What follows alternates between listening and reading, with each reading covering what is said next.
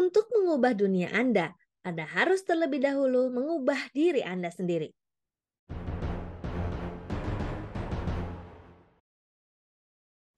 Failing Forward, mengubah kegagalan menjadi batu loncatan, by John C. Maxwell. Bab ke-8, bagian kedua. Siapakah orang yang membuat kekeliruan-kekeliruan ini? Mengapa seseorang tidak mau berubah? Banyak orang tidak suka mengakui bahwa mereka harus berubah. Jika mereka bersedia mengubah beberapa hal tentang diri mereka sendiri, biasanya mereka memfokuskan pada perubahan-perubahan yang kosmetik sifatnya. Mungkin itulah sebabnya mengapa Emerson mengatakan, manusia selalu siap menjalani kehidupan namun tidak pernah hidup. Siapapun yang ingin hidup di dunia yang lebih baik harus bersedia mengubah dirinya sendiri. Psikiater Rudolf Dreikurs, Direktur Alfred Adler Institute of Chicago menyimpulkan, kita dapat mengubah seluruh hidup kita dan sikap orang-orang di sekeliling kita hanya dengan mengubah diri kita. Mengapa begitu banyak orang yang ragu berubah? Saya yakin bahwa beberapa orang seperti Audubon yakin bahwa mereka seharusnya mengejar tujuan tertentu karena alasan tertentu, sekalipun itu tidak cocok dengan karunia serta talenta yang dimilikinya. Jika mereka tidak bekerja di bidang yang mereka kuasai, pasti prestasi mereka tidak baik. Yang lain tidak sadar dan bahkan tidak tahu apa saja kekuatannya. Seperti yang dinyatakan oleh Ben Franklin, ada 3 hal yang sungguh keras: baja, berlian, dan mengenal diri sendiri. Namun, ada juga orang yang menghambat dirinya sendiri. Saya pernah membaca sebuah artikel tentang juara catur berkebangsaan Prancis di abad ke-19 bernama Alexander Descartes. Ia adalah pemain catur yang hebat dan segera menjadi juara di wilayahnya. Namun ketika persaingan menjadi semakin ketat, ia memutuskan bahwa ia hanya mau bertanding jika lawannya mengambil salah satu pion yang ia mainkan. Barulah setelah itu ia mengambil langkah pertama. Dengan demikian, ia tidak akan tampak buruk apapun yang terjadi. Jika ia kalah, ia dapat mengatakan bahwa posisinya kurang menguntungkan. Jika ia menang, ia akan tampak jauh lebih pandai. Hari ini, para psikolog menyebut cara berpikir seperti itu sebagai Descartes Coup. Berubah pikiran itu tidak salah. Psikolog Sheldon Kopp mengatakan, semua pertempuran yang menentukan terjadi di dalam diri sendiri. Itu benar. Pertempuran paling berat seorang manusia adalah untuk melawan kelemahan serta kegagalan sendiri. Selama bertahun-tahun, John James Audubon pasti menganggap keinginannya untuk menyandang senapannya serta membawa buku gambar dan menghilang di hutan sebagai kelemahan yang fatal karena ia merasa bahwa ia seharusnya menjalankan bisnis. Namun ketika ia sadar bahwa senapan serta buku gambarnya adalah alat usahanya, segalanya pun menjadi lebih jelas dalam pikirannya.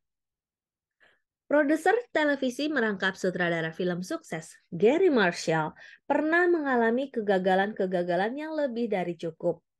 Anda mungkin sudah kenal dengan beberapa karyanya yang sukses, film Pretty Woman, serta film televisi The Odd Couple dan Happy Days. Namun kemungkinan besar Anda tidak ingat karya-karyanya yang lain, seperti Blankie's Beauties dan Me and the Chimp. Karya tersebut gagal total. Kebanyakan orang suka melawan kekurangan mereka atau menyangkalnya sama sekali, kata Marshall. Saya selalu menemukan bahwa paling baik mengatakan, inilah kelemahan-kelemahan saya. Sekarang saya harus mencari sesuatu yang menjadi keterampilan saya. Janganlah gunakan kelemahan-kelemahan Anda sebagai alasan untuk menyerah. Majulah atau menyingkirlah. Maju atau menyingkir. Tokoh Jean Valjean dalam Les Miserables karya Victor Hugo menyatakan, mati itu tidak ada apa-apanya, yang parah adalah tidak pernah hidup. Seperti itulah orang-orang yang menyangkal kelemahan internalnya, menguburkannya dan pura-pura tidak memiliki kelemahan tersebut.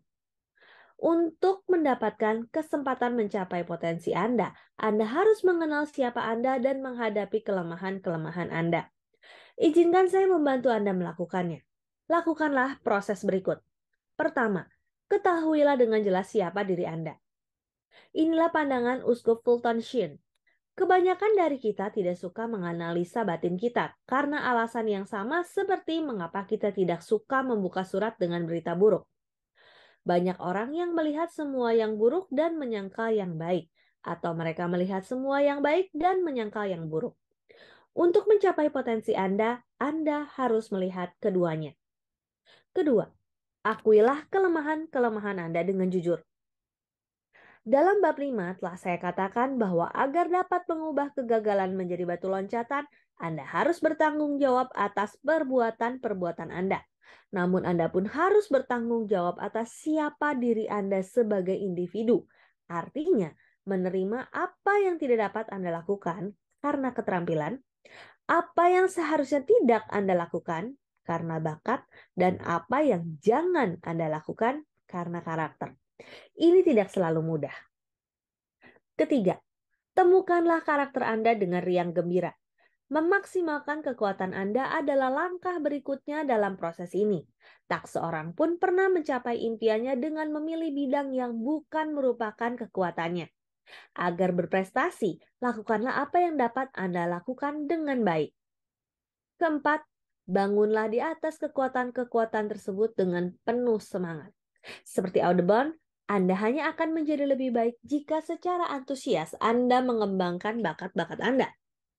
Anda dapat mencapai potensi Anda besok jika Anda curahkan diri Anda untuk mengembangkan diri hari ini. Ingatlah, untuk mengubah dunia Anda harus terlebih dahulu mengubah diri sendiri. Demikian Failing Forward bab ke-8 bagian kedua. Saya Roswita Anggraini, sampai jumpa di bagian selanjutnya. Terima kasih.